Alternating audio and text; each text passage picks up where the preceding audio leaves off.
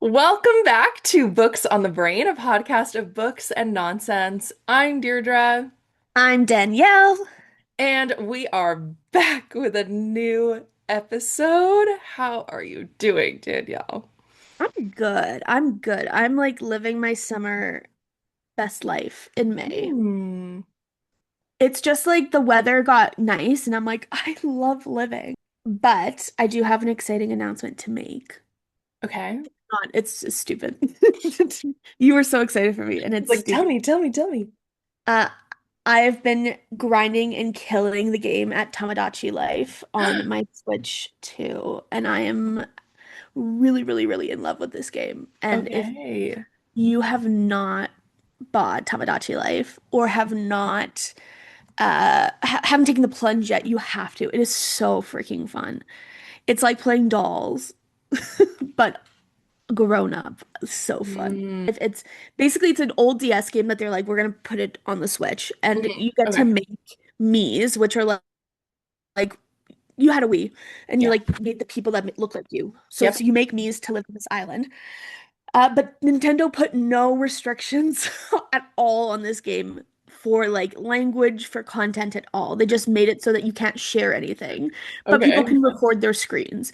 So like you can have your Mii's say literally anything, which is crazy. They put out the demo a month before the game came out, and you could make three Mii's, and then your Mii's got lobotomized, which means they had to stay in their house until the actual like it was awful.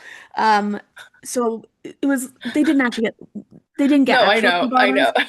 Like they weren't allowed It's to just leave their quite a home. term, quite a term. But that was colloquially what everyone was saying. They're like, don't go to the wear and wear store, which is the clothing store, because if you get the wear and wear store, your knees get lobotomized. But I'm just having the time of my life, and like there's these moments where like the muse will be like they fall like instantly in love with characters, Mhm. whatever, and they'll be like, I want to profess my love to this person.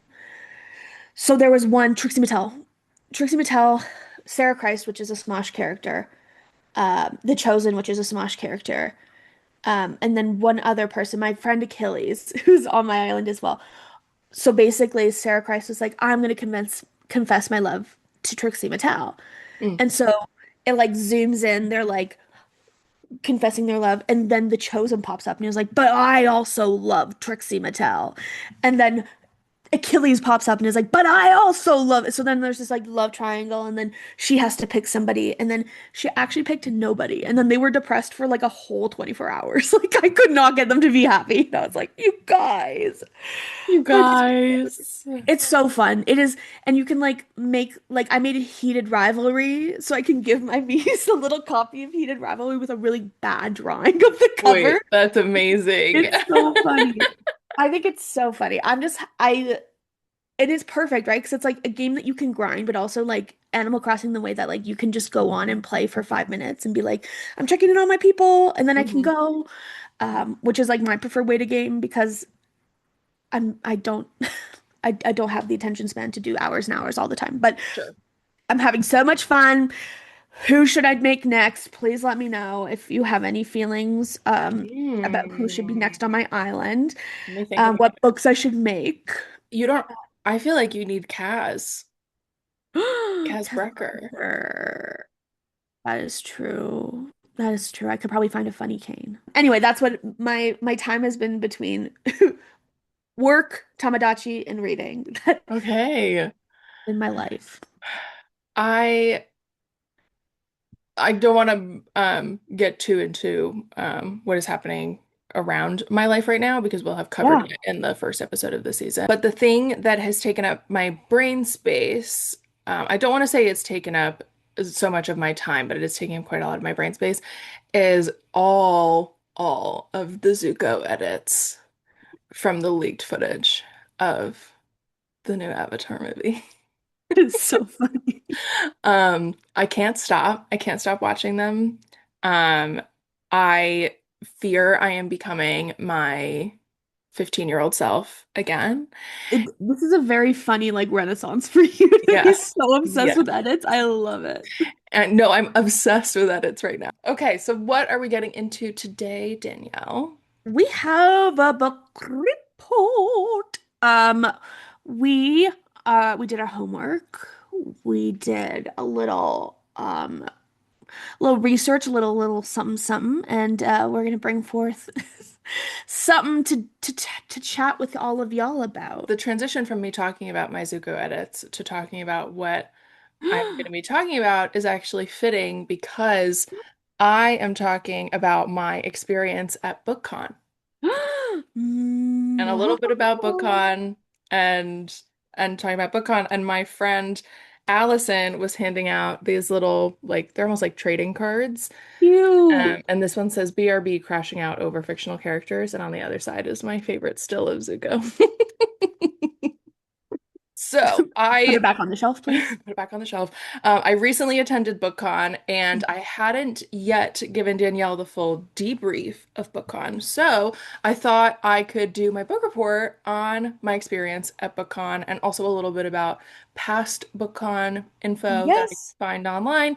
So It's like a field trip. I love this. exactly, exactly. So the first BookCon was held in 2014 and was part of Book Expo America, which no longer exists, but at the time was the largest book trade fair and publishing event until it was retired in 2020. So Oh. Book Expo was a several days long event for industry people, Okay. booksellers, publishers, librarians, and authors. And it Okay. had been going on for many, many, many years, like decades of years. In 2014, they decided to add the additional aspect of BookCon. So it was a Okay. single day, it was 8 hours full of panels, meet and greets, and books. And it also added the general population because it was no longer just for the industry as like a trade show. Okay. So this 8 hour event was very different from what I experienced this year. Because for one thing, the lineup in 2014, excuse me, was chock full of celebrities.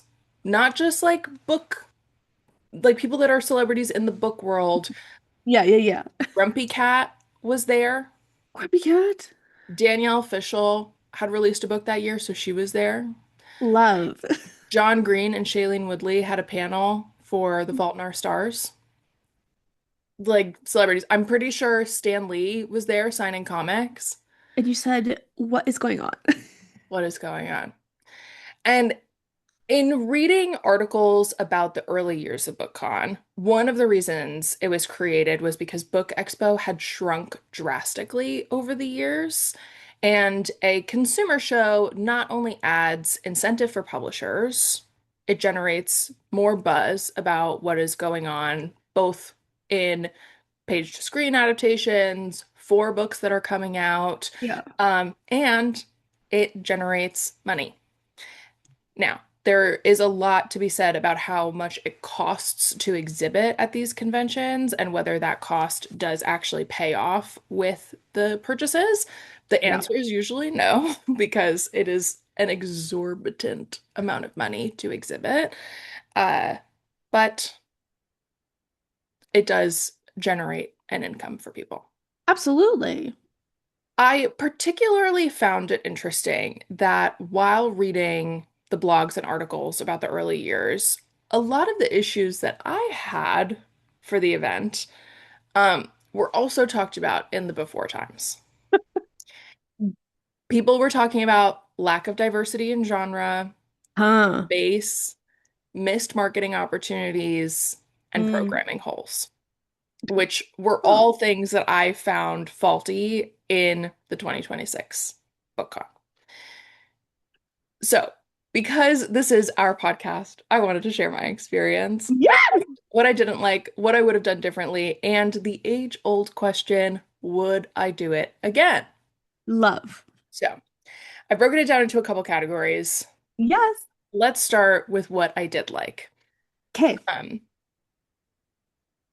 A wait. positive queen, truly. Nope, we're starting with what I did not like. Okay, perfect. A plot twist. Because I Love was it. like, I read the first thing and I was like, I didn't like that. It's not. Oh. Turns out I just can't type. Okay, so we're starting with the negative. What did I not Okay. like? Okay. There was a from my perspective, Mhm. significant lack of organization. And I don't know, I don't know where that breakdown was. Um, it it just seemed like a lot of the time people were asking questions Mhm. that should not have needed to be asked. Like, how do I get to this place? Um, and this is kind of tied into another one of my things. There was like a lack of staff. So not only was there sort of like a lack of organization, there was a lack of bodies to help mitigate that lack of organization. Yeah. The logistics overall just weren't there, it seemed like. The main one I can point to is the first big panel of the day, 11 a.m. Doors for Mhm. VIP opened at 9, doors for general admission opened at 10, and at 11 a.m. was the first main stage panel. Okay. And it was the heated rivalry panel with Rachel Reed and Jake Yeah. Paul. And normally, I feel like when I watch panel setups at other cons, Yeah. they change the stage layout based on how many people are going to be on the panel. So there should have only been 3 chairs. There should have been for the moderator and for the 2 guests. There were 5 chairs on the stage. So everyone's And, like, who's the special guest? Who's yeah. coming out? And this one isn't so much lack of logistics. This is like rage baiting on the part of Bookcon because I didn't even realize that leading up to the week leading up to Bookcon, Hudson and Connor were in New York. And so people were speculating whether or not they would show up for this panel. And the Bookcon account on Threads commented on somebody's thing. They were like, "What if?" And they were like, "I mean, you can't be doing that." Not when you're the So actual business, dude. Like, So no, when you're the business. there's already been a little bit of like, will they, won't they? Yeah. We show up to the panel, there's extra chairs on stage, and then the MC has the audacity, as he's like trying to hype up the crowd, to be like, the actors are getting ready backstage, and everybody stops. I looked at my friend Johnny, who I was there with, and we were Yeah. like, the actors? What? So then the entire panel, people are speculating whether or not they're going to come out at some point, and they don't because they're Of not in course. New York. But we found out afterwards that the reason there were chairs on stage was because somebody just decided that they didn't want to move them. What? What do you mean? That's your job, brother. Like, or you have to like put something on the chairs to make it seem like they're not going to be used. Like, if you're Sure. that strapped for staff that people can't strike chairs off the stage, Yeah. we need to reassess. Where's your stage manager? Where's your stage Yeah, management team? not there. I don't think there was one. Um, and I'm so sorry to that stage management team, but didn't seem like you were there. Or you potentially have people above you making Yeah. calls that you Yeah. just had to go along with, and No. it is going to reflect on you, which sucks. Um, so that's just one example of the logistics side of things. Um, the way they decided to lay out and this was also confusing. So there was on the third floor, the show floor, which Okay. was uh trad pub trad publishers, Yeah. brands like LaCroix and Kobo had booths. Mhm. But then it was also a handful of sellers and some indie bookstores and indie publishers. So Bindery Okay. had a booth on that floor. There was some indie bookstores on that floor, and then there were some stores. But then there was Indie Alley in the basement, The basement. which was indie publishers, Okay. other people selling stuff, other indie bookstores, and then Barnes& and Noble. Barnes& and Noble had a You whole section down there. you said Indie Alley. And so it was confusing who went where. Yeah. Because to me, I'm like, okay, Indie Alley, all the seller, I don't think there should have been sellers that weren't brands up on that main floor. They should have been in No, Indie Alley. Same with the indie bookstores. sure. So it was very confusing. And then also in the Yeah. basement was the signing lines, and then there were a handful of panel rooms down there as well. Okay. Um, so again, it just was confusing what you would find where, Yeah. on top of the actual layout of those rooms being asinine. There was just not enough aisle space. There was no direction of people flow. There's no way those aisles should have been two ways. So they really needed people directing. Like, if you want to get into aisle 500, you have to go up aisle 400 or you have to go around the back and down Yeah. because it was just madness and too many people and people lining up for other booths, clogging up the aisles. It was insane. Yeah. Insane. That Do you think ties it's because into they, sorry, do you think it's because they didn't expect the amount of people that came, or do you think like, so this ties into my next oh, point, which is overcrowding. okay, okay, okay. They sold, I think they anticipated 13,000 people initially. They sold 25,000 tickets. There Oh were my God. 25,000 people there. And there was just not enough space to accommodate those people. Yeah.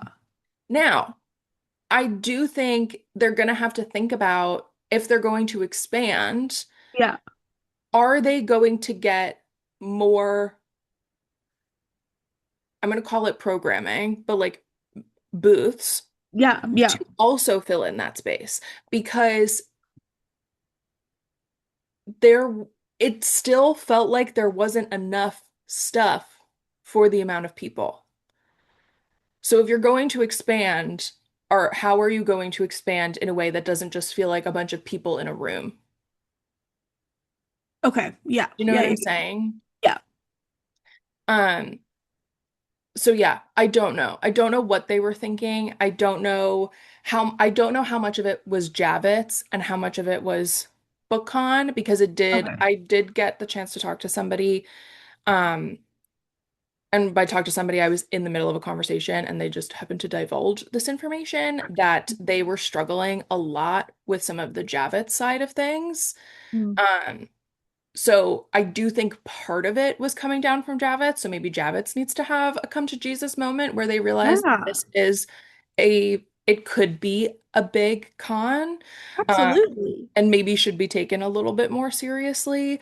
Yeah. Um, yeah, I don't know. I don't know. I don't know. But like there were Crazy. I saw so many videos after of people being like, I waited 45 minutes in line for the bathroom. I did not have to wait 45 minutes in line for the bathroom. Okay. I never had to wait more than the reasonable, there are five people in front of me Okay. Okay. Okay. for the bathroom. And sometimes I just walked in and I walked into a stall. So Oh yeah. I don't know where those bathrooms were that people were waiting that long. Um, Yeah. I don't know if I just managed to time my bathroom situation better with the crowd movement of like panel releases. I don't know. Um, but in no world where you have multiple thousands of people, should there not be enough bathrooms? Absolutely. So that was concerning. Yeah. And then obviously everybody was calling it Linecon because there were lines everywhere. There were lines to get on the escalator, there were lines to go to the bathroom, and then there were the normal lines. There were the lines waiting to go up to booths, there were the lines waiting to get food. Yeah. Those you just have to know to expect. Of Uh, course. but it was I'm fascinated. I'm fascinated. And obviously, as somebody that has worked in live events, Yeah. I am very curious about the back end of things that led to the experience. Yeah. Um, I talked about lack of staff. There was a lack of food, Mm. which surprising. Yeah. And I feel like if you've been online watching any of it, people have talked about it. I think, God, I said to myself, you're getting there early, you know you're going to be waiting like 45 minutes until the doors open. Get a bagel, get a coffee, and Yeah. eat it in line. That was the best thing that I did Yeah. because then I wasn't hungry until like 2:30 Yeah. and I could like manage figuring out the food situation. It Yes. seemed like a lot of people didn't eat before they got there, and so they were trying to figure out the food situation, which there just wasn't a lot. There was a little stand down in the Indie Alley area. There was some food on the show floor, and then I think I don't think the food court was open, but I think some people managed to find some of the other food in Javits that was available because there was another convention happening. Oh, okay. But a lot of people either didn't eat or they left Javits altogether to go find food just in New York. Uh, I guess at Comic-Con they bring food trucks. They're bringing Yeah. food trucks. Um, and even the food that was available, there was a lack of it. Like, not only was there a lack of options, there was just not a lot of food. I ate, so I can't really Yeah. speak to that. Did I get to the part where they were serving me and I was like, oh, there's not a lot here. Are they going to restock? But I did have friends who were in line for food. The person in front of them got food, and then they stepped up, and the person was like, that was our last one. We're out.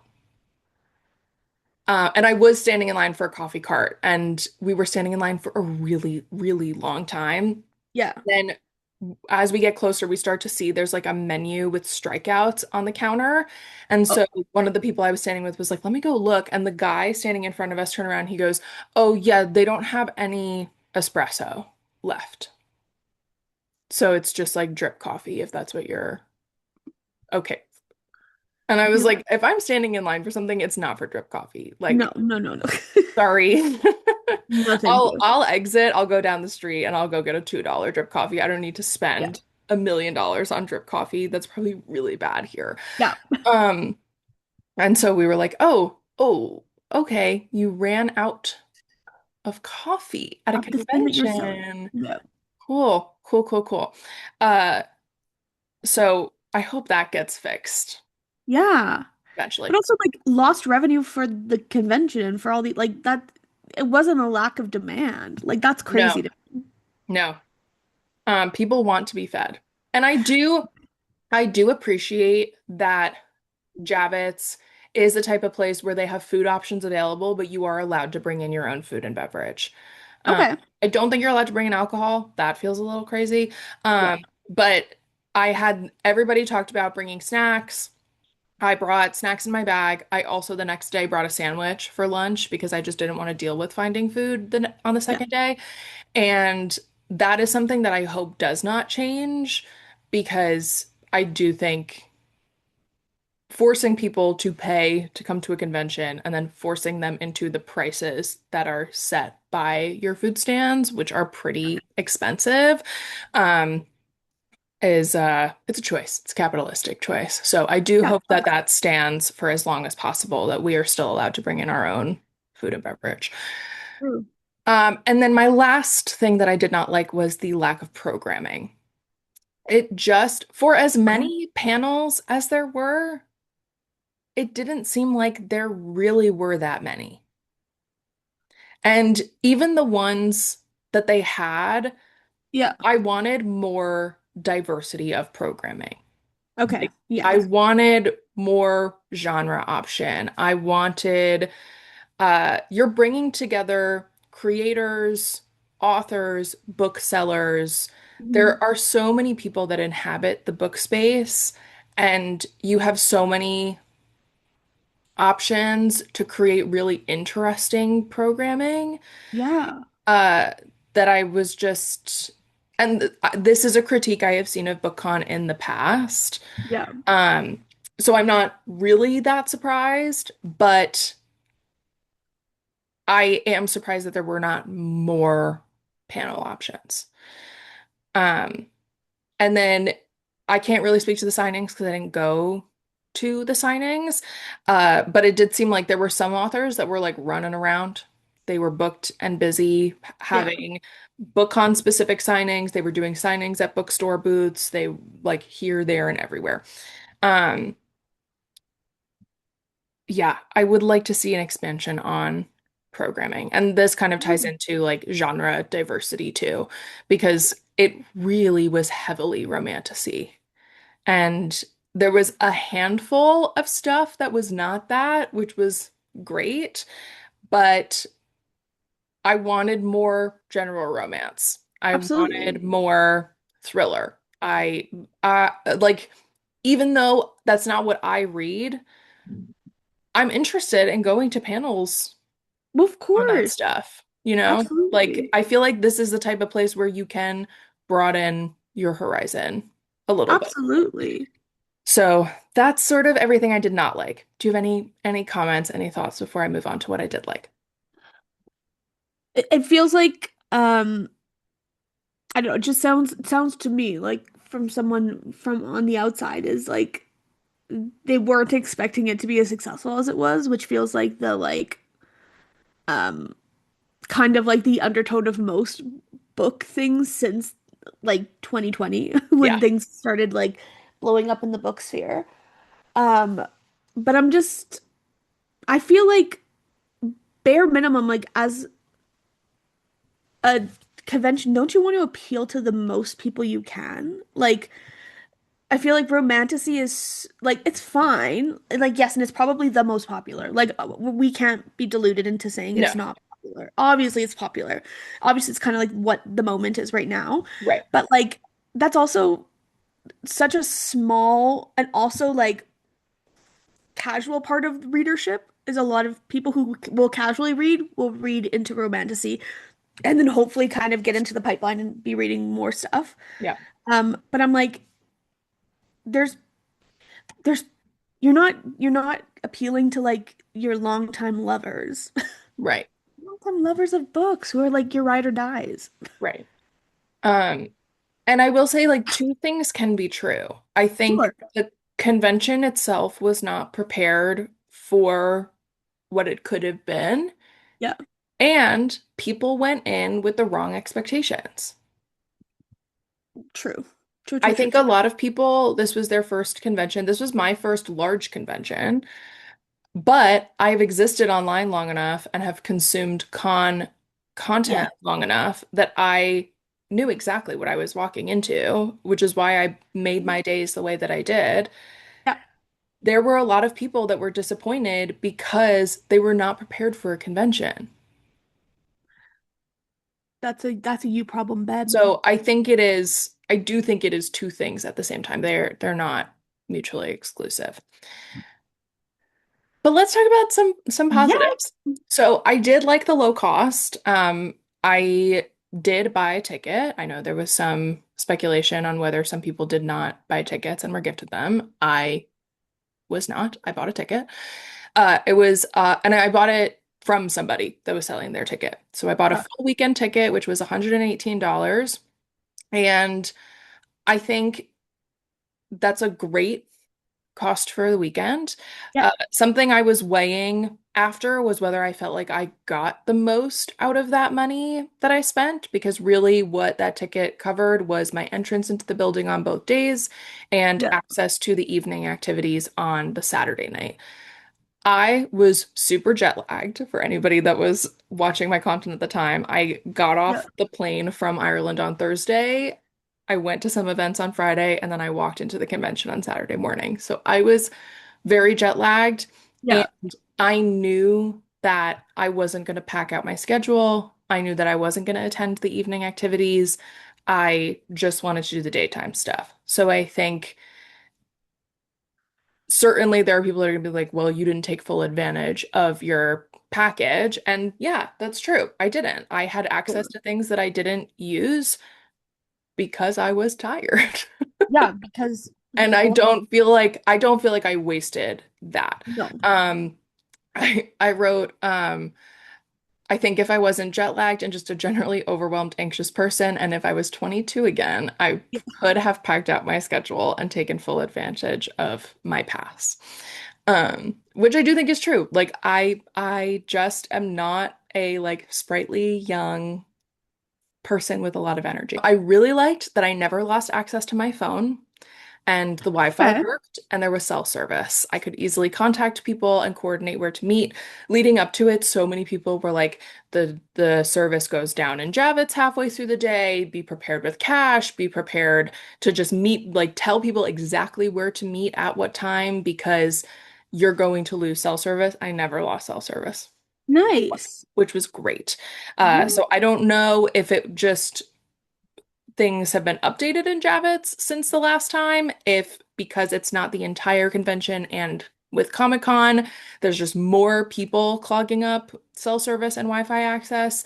Uh, but whatever combination was happening, I was happy with. I have to say, for as much as there was lack of staff and lack of organization, it only took 20 minutes for me to enter the building on day one.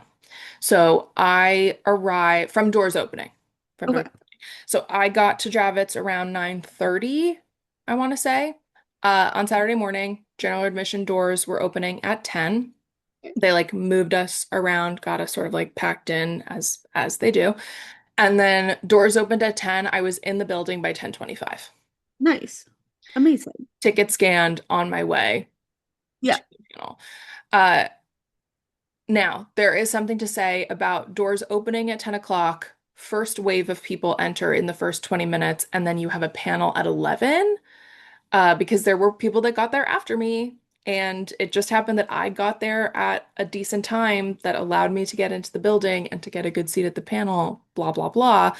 Um, so I don't know that other people are gonna say they had a positive experience with that. I did. You got a plan though. You got a plan Exactly. ahead. Exactly. Like I knew I had a panel at 11 and I Yeah. knew I knew people started lining up at 7 because people were texting me that. Yeah. So I sort of like scooted my boot a little Yes. faster. I did not take advantage of the standby lines for panels or signings, but I know people that did and um they were successful. I know a Amazing. lot of people were really worried because the reservation system was a little messed up and Mm. people just did not get reservations for things they wanted reservations for. Does that suck? Absolutely. Did they also sell 25,000 tickets and there's only so many seats and so many people that can be in lines for signings if they're going to leave spots open for standby? Yes. So it is a catch. But it does seem like they were truthful in that there were standby lines, Yeah. which is great. Great news. They should keep that up. Things that I would have done differently, not taken my trip right before. Fair. I think I'm, if I consider going back to BookCon, I am genuinely going to look at my schedule around that weekend because I would like to be a little bit more energized going Yeah. in and a little bit more prepared. But I also think I might only do one day. I might not do a full weekend. Yeah. That being said, I don't know if I'm a con person. So I don't know that I necessarily want to go back to a convention like this. Maybe I want to go to other types of conventions, and spend my money that way. Like, I think something in a hotel is more up my alley because I can go back to my hotel room, chill out for a second, come Yeah. back to the melee. So I don't know. That is something that I'm weighing and considering. Um, I think a lot of things that I would do differently comes down to circumstances. Yeah. I do think I could probably have been a little bit better with my scheduling. I think I let myself get overwhelmed. And at one point, I did sit with a bunch of my friends, and I think if I hadn't sat for like an hour and a half and just let the like weight of the day settle on me, and I had just pulled up the schedule and been like, I'm gonna try and do the signing, I'm gonna try and go to this panel, I maybe would have gotten a little bit more pep in my step. Uh, so I think maybe I could be a little bit better with my scheduling and like giving myself things to do so that I'm not so like, I'm just vibing the whole time. Yeah. I do like that I gave myself a lot of room for spontaneity, Mhm. which led to me having quite a lot of fun over the weekend. So I don't necessarily want to like pack out my schedule, but I also think being a little bit more strategic in knowing that if I give myself the chance to be overwhelmed, it is going to derail quite a bit of my day. Mhm. Uh, and then I didn't plan to go with anybody specific, so I ended up spending my time bouncing between friends that were there. Like my friend Jenny Yeah. and I went to the Heated Rivalry panel. I met up with my friend Zoe for lunch. I ended up finding Kate when I was doing that sitting Yeah. moment. So I spent some time with Kate, which was really fun. I saw a couple of my friends that were working the show floor. And then I ended up just like finding people throughout the day. We made dinner plans, all that kind of stuff. I think maybe finding one or two people to do more of my scheduling with, Yeah. um, I would find a little bit more relaxing. So that is something that I might change for the future, but that's whatever. And now the question everybody wants to know, Yes. would I do it again?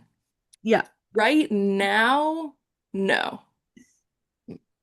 Received. Coming off the heels of this, I think I just would rather have enjoyed. It was a beautiful day on Saturday, and then it was a crappy day on Sunday, so it was actually kind of a perfect day to go to a convention on Sunday.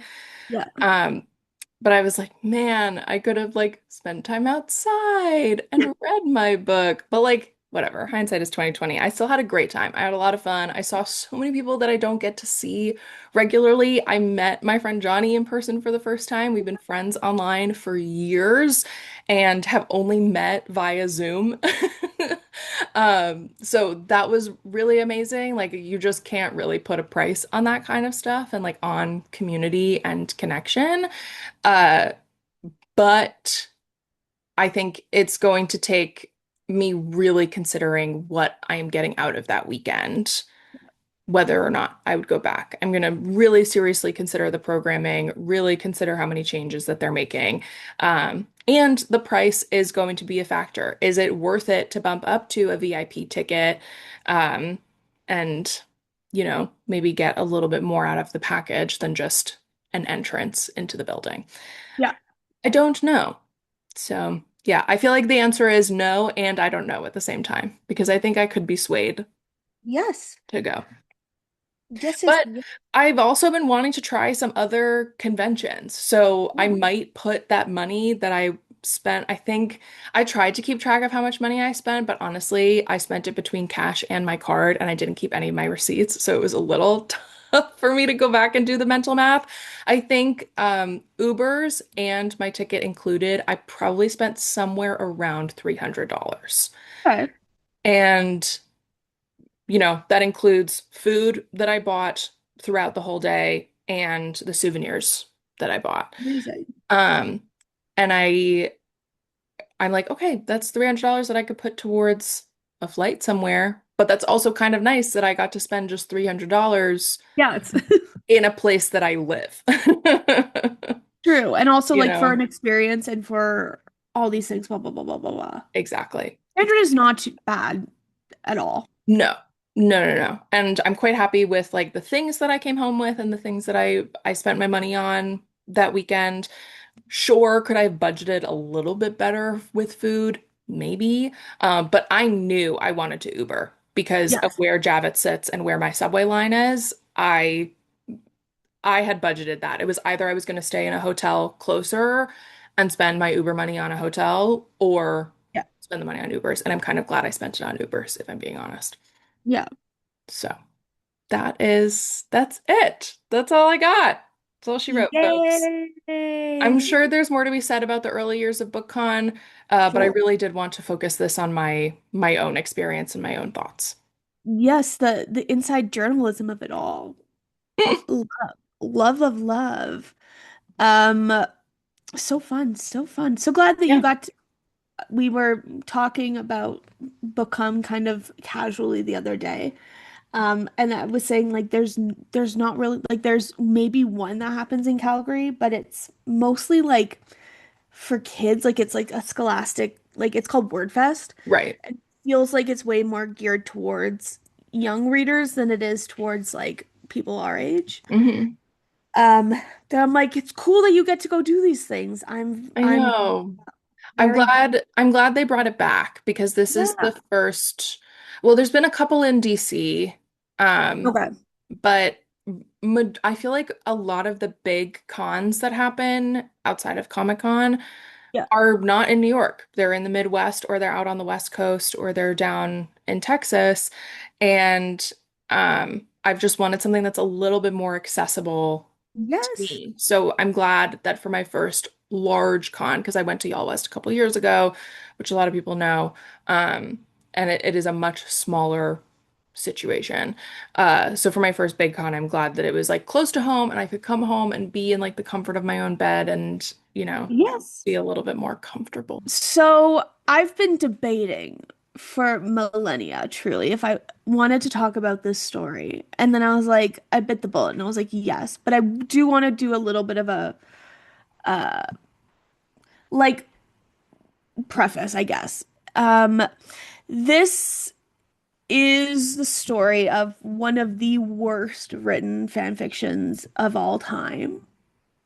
Oh, And like globally agreed upon one of the worst fan fictions written of all time. Um, some prefaces. okay. This because this was a fan fiction written in 2006, 2007, it is a Harry Potter based fan fiction. So, what I do take comfort in is it is so far from canon that it is barely Harry Potter. And J.K. Rowling does not benefit at all from fan fiction. So, literally, get wrecked, girl. Um, Quite literally. quite literally, get wrecked. Um, basically what I'm going to do in this short summary, an essay, a verbal essay, is talk about the fic, Okay. talk about who wrote it, because there's some controversy around who wrote this fic, and then give like a brief plot summary because it is cuckoo bananas. Wild. And then there's some like fun facts that I thought were stupid that I think I'll share at the end. Um, I'm okay. excited.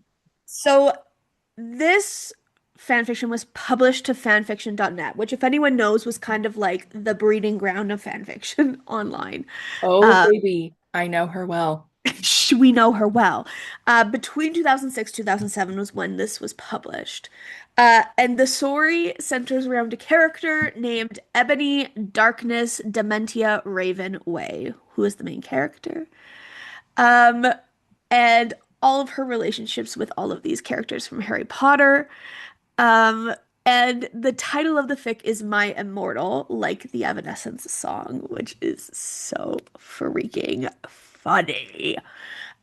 It just like if you were alive, if you were alive, like even because I didn't get into fan fiction because like I was like 10 in 2006, 11 Yeah. ish there. Yeah. I wasn't really into fanfic yet. Like I Same. was kind of like 13, 14 was more when I got into it. Me too. But this style of fic transcends time. Like going back and reading this, I was like, oh, I for sure read fics that were exactly like this. Right. Um, and they're not good. And this is another preface. You don't have to be an amazing author to write fan fiction. That's not the point of it. Fan fiction is for things that you love and for you to find joy. Uh, this specific fic is just a little cuckoo bananas. Like just the fact of like the grammar and spelling errors alone. Like the main character's name is Ebony. Her name is misspelled most of the book. Like it's just like what? Like girl. Um so some crazy things there. But then also kind of beautifully this specific fic has kind of become like the centerpiece of like this era of like this emo like dark gothic version of things that was really popular in the early 2000s, where people would take things that aren't emo and they're like, we're gonna emo-fy this, um, which is so fun. It's so silly and so of the time. It just feels like a little time capsule, which is so sweet. Um, okay, so basically, the author's identity has never been confirmed. Ever, ever, Mm. ever, ever. The published story was originally put out under the username, and then this is another preface. There is a lot of like the emo phase of the early 2000s had a lot of like suicidal ideation-esque things. It came with the culture, came with the environment. Um, so I'm gonna try to insert like internet safe words where I can. Sure. Um, but if this is not something for you, then come back at the end for our current reads. But I'm going to not be super graphic. Yeah. But the author's username was XXX Bloody Wrists without the W, 666 XXX, which is a lot in itself. And then halfway through the fic coming out, a name was starting to be attached to the account named Tara Gillespie, I believe.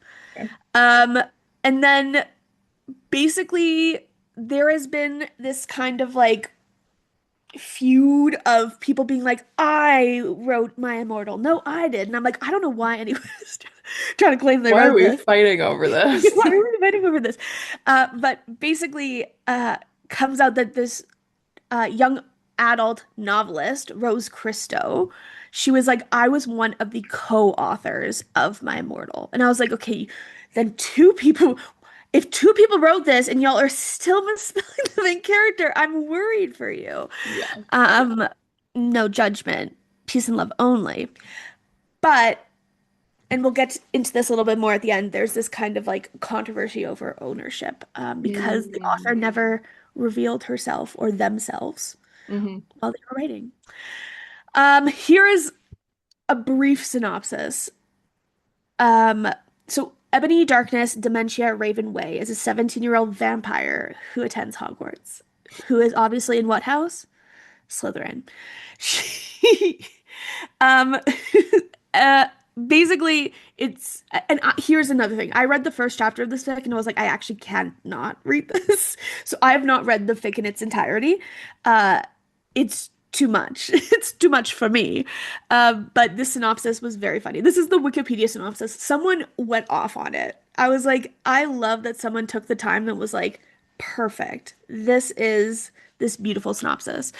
Hogwarts is depicted between two different cliques. Basically, the Goths, which is spelled Goffs, and then the Preps. Okay, classic. Yeah. All of the characters in Harry Potter got these gothic Goffik makeovers. Crazy. And have like basically no resemblance to what they are in the books. For example, Harry, his lightning bolt scar is now a pentagram, and he's moved to the Slytherin house, and he goes by the name Vampire because he likes the taste of human blood. Crazy. Yeah. Hermione changes her name to Bloody Mary Smith and lives as a goth vampire Satanist. Ron identifies as Diablo and dates the self-insert character of the author's best friend, Raven, which is crazy. Basically, Ebony is in this like situationship with Draco Malfoy, obviously, because it's a Harry Potter fan fiction, and there is always one love interest, and it is always going to be Draco Malfoy, who is described as a shy, sensitive bisexual. Also me. So relatable. Um, and then this is like my favorite part of this fic is that there's these like real world moments that meet into this like fantasy world. So it's like Mhm. Draco invites Ebony to a Good Charlotte concert in Hogsmeade, and they fly there together in his flying Mercedes Benz. Like it's just so stupid. It's just so stupid, and I love it. Um, and basically there's this like will they won't they with this Ebony character and Malfoy. So then Ebony basically confronts Vampire, and if you've forgotten, Vampire is the Harry character, and is like, I know you dated Snape because you've got a tattoo, and I know that you dated Snape. And I said, okay. Um, and so then basically she runs into the Forbidden Forest, and then she meets Lord Voldemort in the forest, and he gives her a gun and says, "Go kill Vampire," which is crazy. In a world of magic, like, go take this Here's a gun. gun. Here's a Go gun. take this gun. And so then Voldemort's basically like, if you don't go kill vampire, I will kill Draco, blah blah blah blah blah blah blah. Um, and then there's like it starts to get confusing. Not that it doesn't already confusing. Um, because there's like time jumps because it's like Ebony starts using the time turner and there's all these things, so she goes back and forth, blah blah blah blah blah blah. Um, but there is there's a My Chemical Romance concert at Hogsmeade, and it's interrupted by the Death Dealers, who are the Death Eaters. And Voldemort, who has disguised himself as lead vocalist Gerard Way, proclaims his intent to kill both Ebony and Draco, which is crazy. And then, um, basically, like all of these characters, then like Lucius Malfoy and Sirius Black spelled Serious, so like the word Sirius, Black, Blak. I Black. said, I said, huh? Um, Basically there's all these like characters now that it's just everybody shows up. Everybody shows up and it's kind of confusing. And then Ebony's like, okay, I'm gonna go back in time and use the pensieve to like stop Voldemort from there's this drug, I think. There's this drug that's making everybody a little crazy. So she's like, okay, it's called the Voldemort serum, apparently, which, okay, whatever. And so she's like, I'm gonna go back in time and stop him from making it so that nobody is addicted to it or is fall influenced to it. So she Sure. goes back in time. She finds young Voldemort, who calls himself Satan, which is crazy.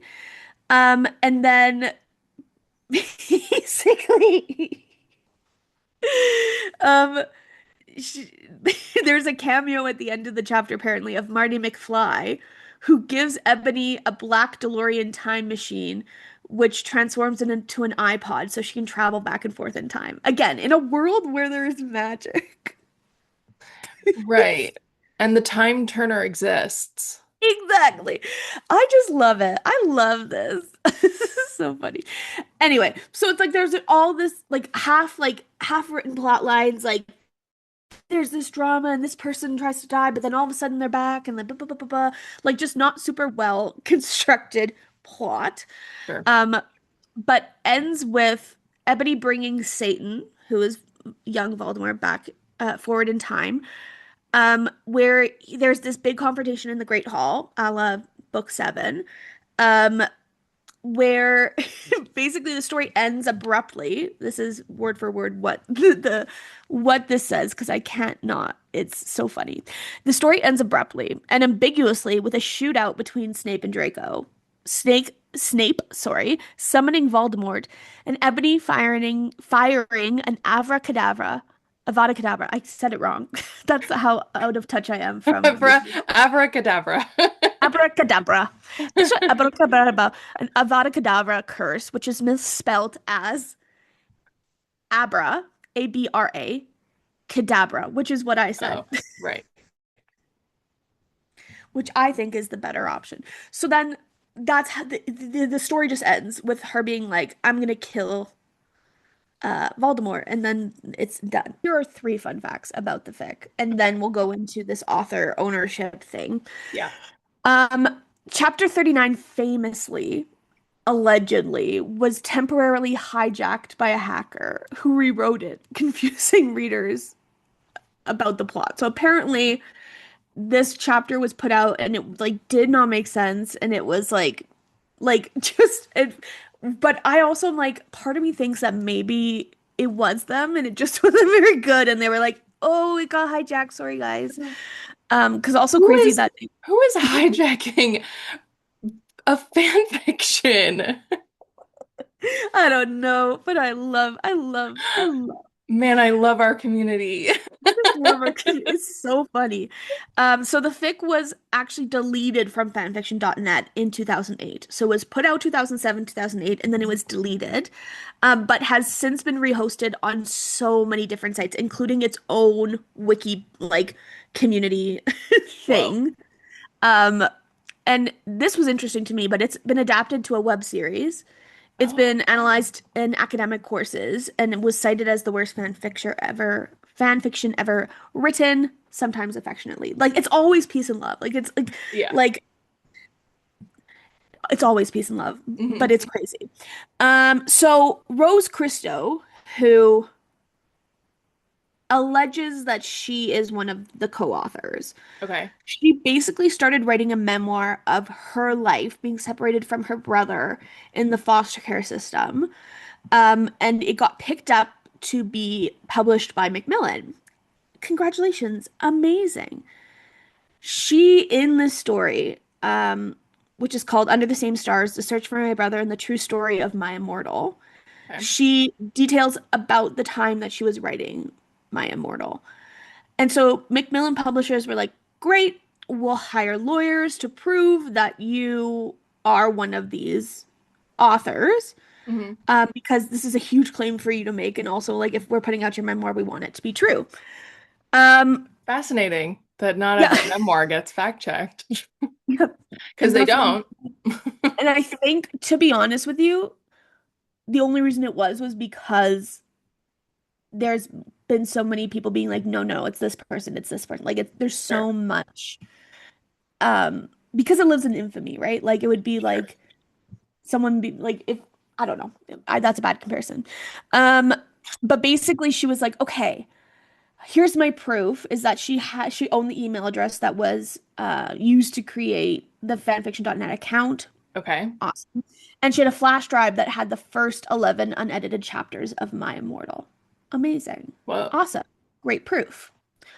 So, and then in March 2017, she basically put on her Tumblr account, she was like, okay, I wrote My Immortal. Like she was kind of like trying to get ahead of herself, being like, I wrote this so that when my memoir comes out, it's not this big shocking thing. Like, um, because if you remember, there was a name attached to it named Tara Gillespie. Right. And everyone was like, okay, but wait, um, what is Tara then? And she basically was like,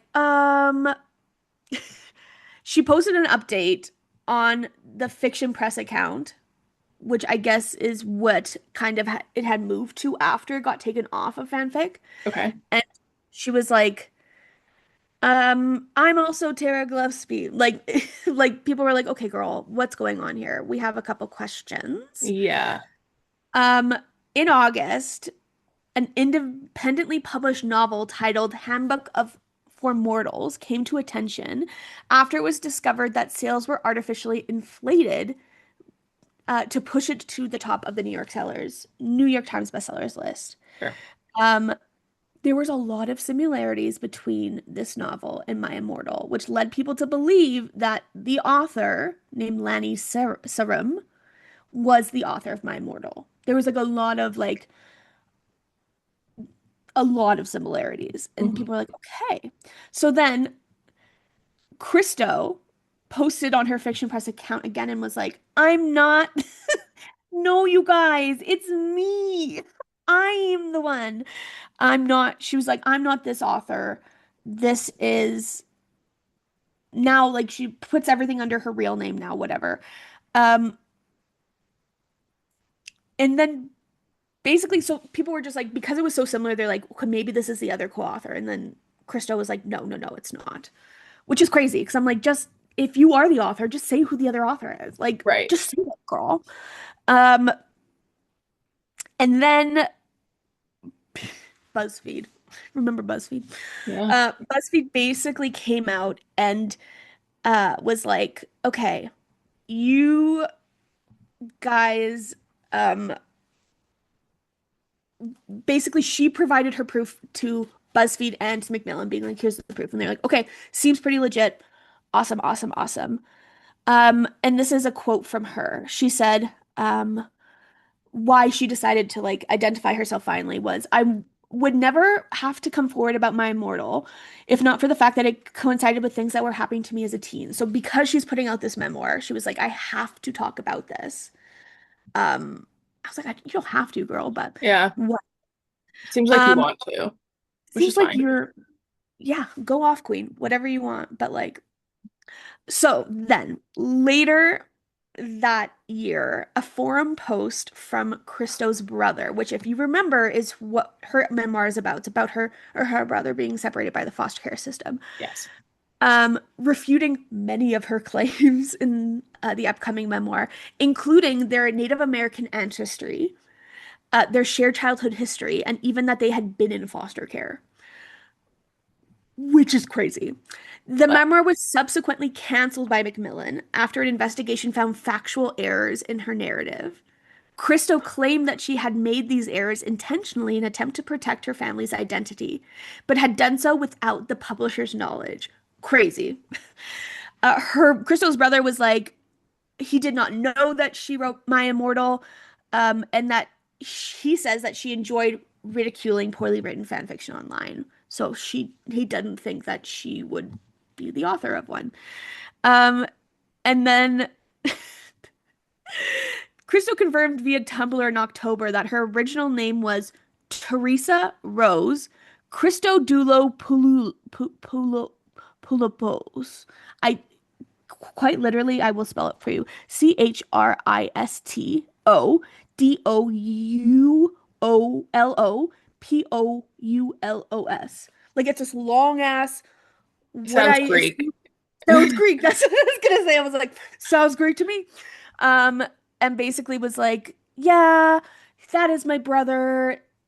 And some of what he's saying is true, but also some of what he's saying is not true.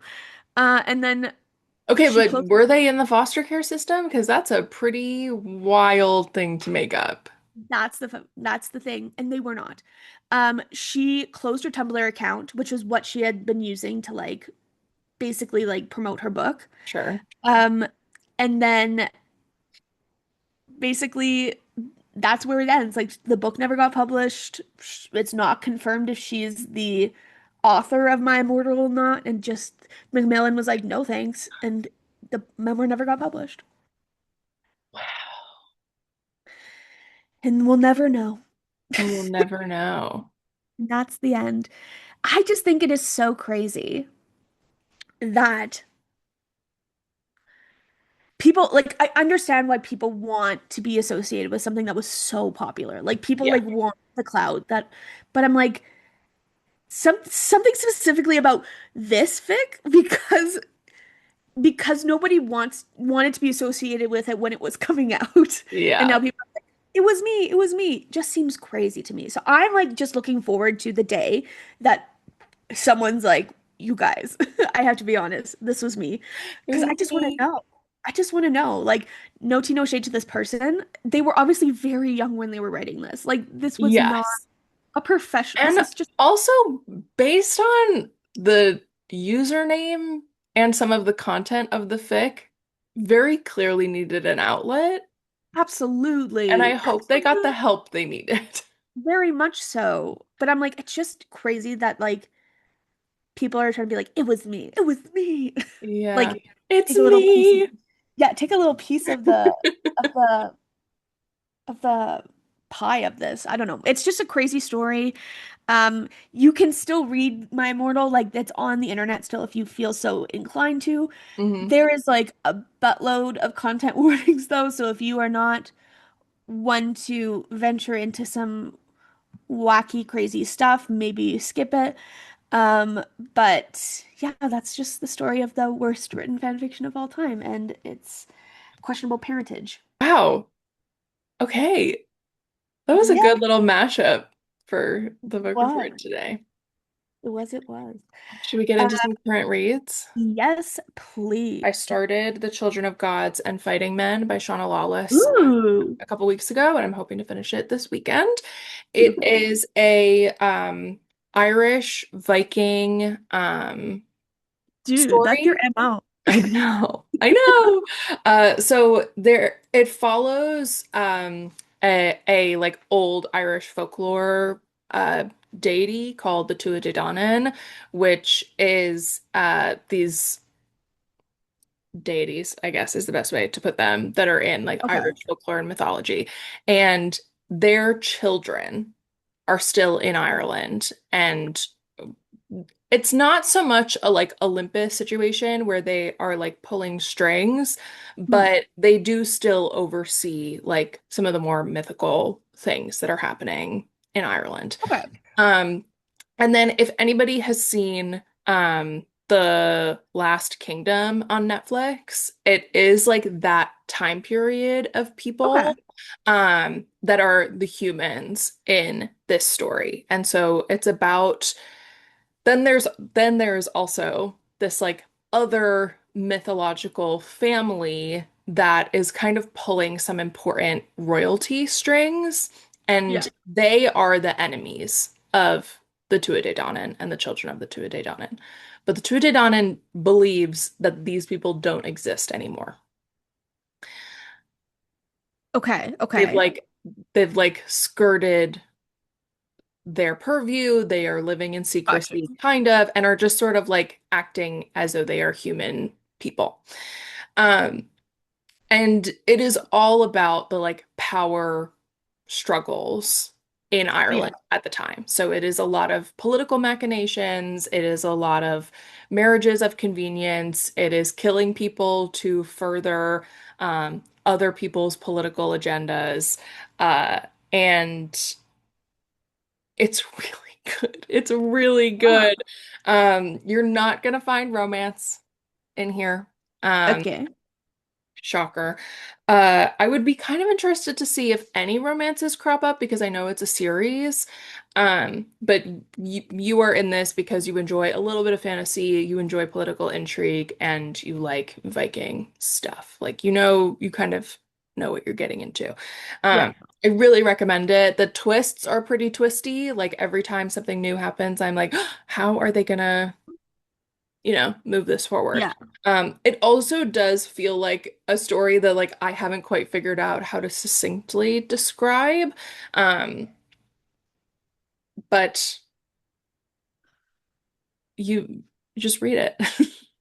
Just read it. Just read it. I'm really, really enjoying it. I started it on my flight home from Ireland, and I just haven't quite had time to like really dive in. So, I'm back on the physical book, and I'm really enjoying it. What about you?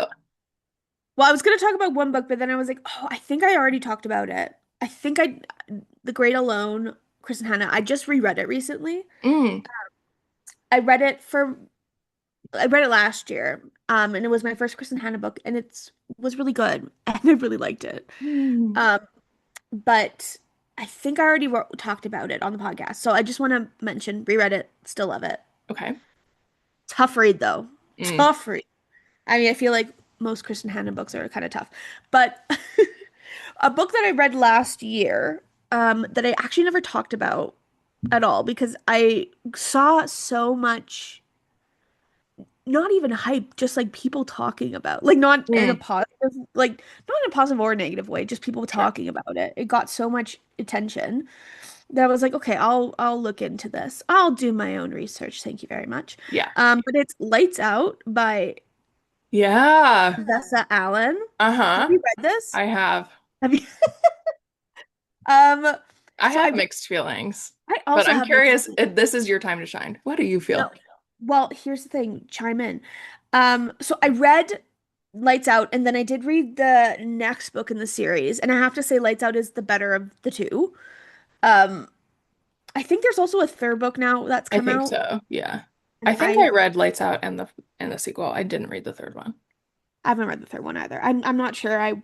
Here's the thing, if I ever just need like it, what Lights Out was like an easy read. Like Hmm. it was like a like it Quick. was just a quick flip through. I can read it. There was some like things going on surrounding the book. Like I know there were some things with the audiobook narrator that people didn't like. There was some things with like people thinking that it was um talked about as a dark romance, but people didn't think it was dark enough. And I was like, that's maybe a you problem. Yeah. It is pretty dark.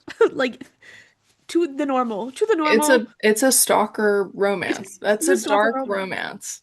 But people are like, it's not dark. And I'm like, just because you read The Darkest of the Dark doesn't mean that Right. this is it, right? Kind of crazy.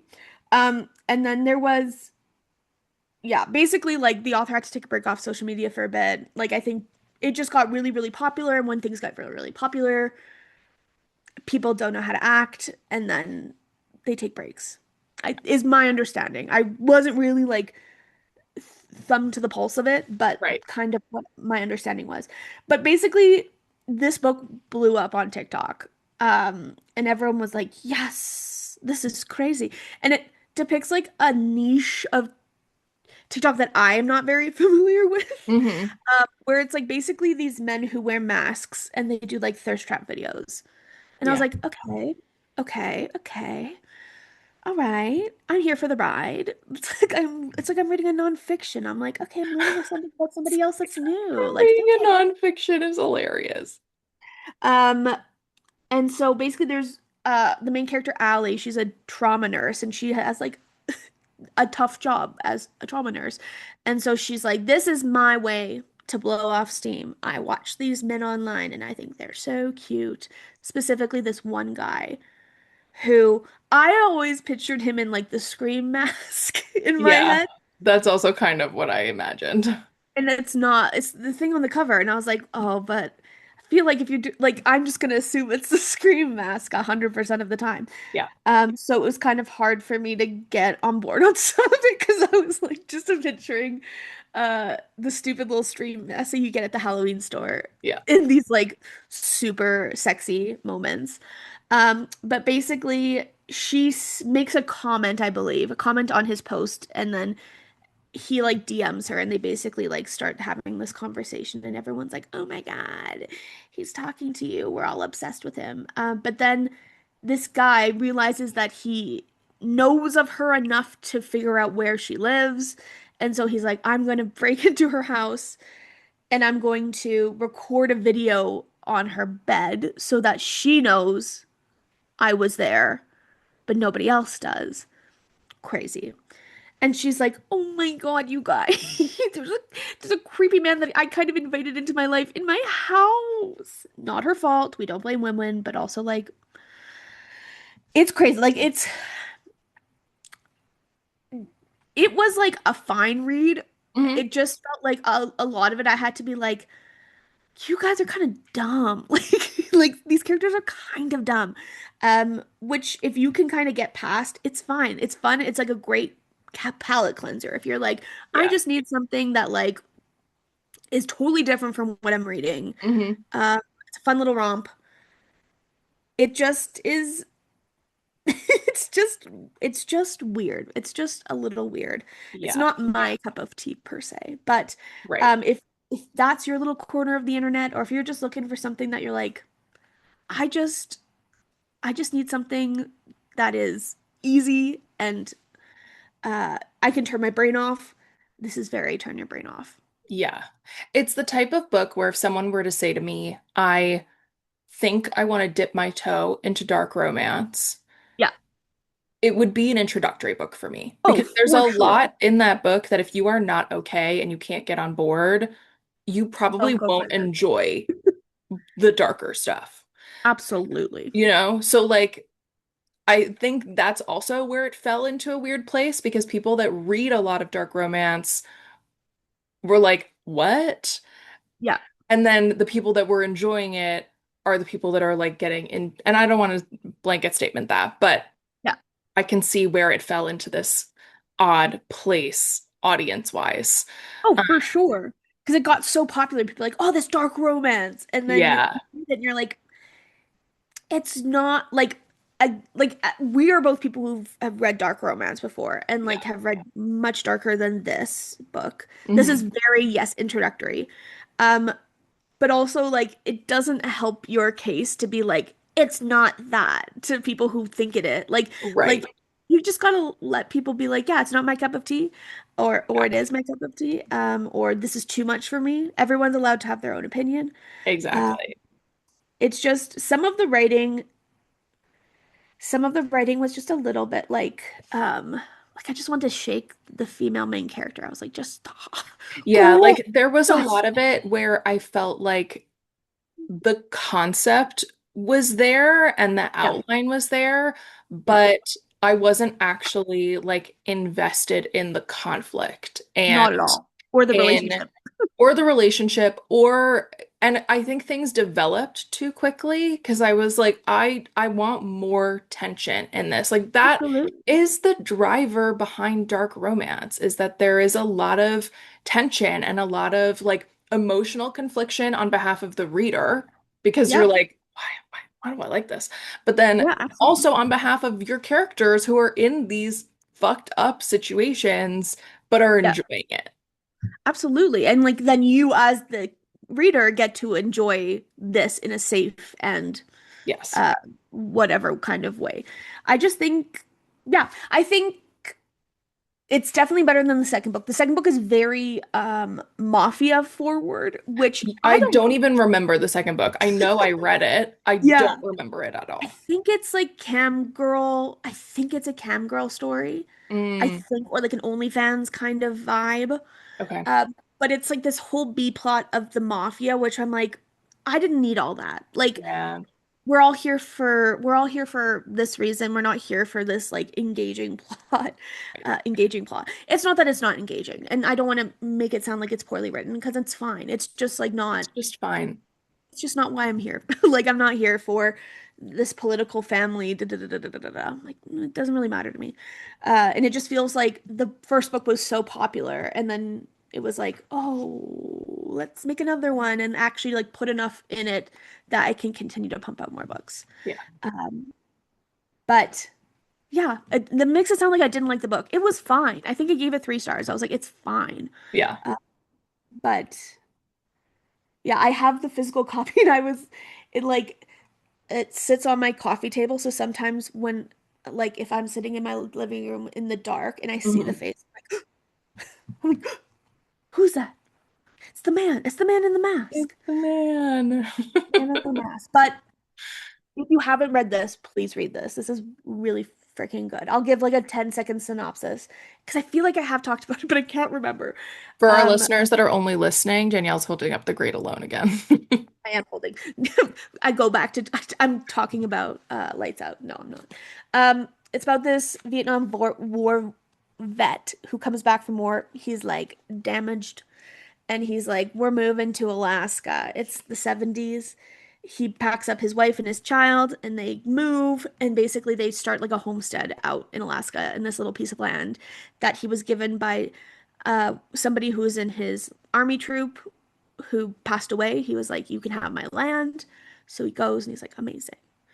And it's chronicles like the daughter's life, Lenny, from 13 all the way up to her being like married and whatever. And it's her parents who are in like a very tumultuous relationship and her falling in love for the first time, but then also them trying to survive Alaska, and like not knowing how to do anything, and the people in this town like coming together around them and being like, this is how we're going to support you. Like, you're going to die out here if you don't get your crap together. Yeah. Um, and there's like also this like very interesting subplot of like kind of a cultish like Hmm. um the dad gets involved with this family who basically is like, we need to protect ourselves from the outside world. The outside world, like, they're coming, they're gonna take away our way of living, blah blah blah blah blah. So then there's this whole other B plot of like um conspiracy and interesting. And there's twists in this book that I never saw coming, especially for like a woman's fiction. Like, um, I don't even know what I would. It's kind of romance, but it's not really. Like, it's Yeah. more like just general fiction. Um, but there's twists in this where I was like, oh my God, oh my God. And like the last probably like 100 pages of the book, just tears streaming down your face. You're flipping pages, just crying. It's really good. And it's also my first Kristen Hanna book, which I feel like is crazy because I feel like everyone's read The Nightingale and I have not. Oh, wow. I just haven't. It's on my bookshelf. Like, someone gifted it to me. And I was like, yeah, I'll read it. And I just never felt the pull to. Yeah. Uh, but this was really good. So I feel like now feel the pull. I Yeah. feel to read. It's been a while since I've read Kristen Hanna, and I haven't read The Great Alone yet, so maybe that'll be It's my really next one good. of hers. It's really, really, really good. I really, really, really enjoyed it. But it's tough. Like there's a lot of abuse. There's a Yeah. lot of like domestic violence. It's very graphic. So if that's not your cup of tea, maybe skip out on this one because it's like gut-wrenching, but like Mhm. really well written. It was really good. I was like, I can't believe I've slept on this author for so long, even though it's like one of the most popular authors that I everyone know talks. she is very popular. I'm like, I just never read it. Anyway, that's that. That's that. Oh my gosh, we made it to the end of the episode. If you made it to the end with us, please head on over to our Instagram page at Books on the Brain Pod, and you can leave us the Do you know like the it's like the four girls who are dancing in a line? Do yes. you know the emoji? But Yeah. it's for Linecon. Oh, perfect. Yeah. Okay. So four people dancing in a line. That's the emoji you're gonna leave on our Yeah, yeah. Instagram page. Yeah, yeah, yeah. Perfect, perfect, And perfect. while you're there, please make sure you are following us. You can catch our episodes on all your favorite podcast platforms, but the only social media that we have is YouTube and Instagram. If you want to follow Danielle and I on our personal accounts so you can stay up to date with what we are doing more regularly, I'm at Deirdre's Digital Diary on Instagram and TikTok. I'm still Deirdre Rose Morgan on YouTube and Enchanted Echoes on Bindery. Yes, and I'm DJ Books on TikTok, Instagram, and on Threads. That is it for this week's episode. We will catch you in the next one. Bye.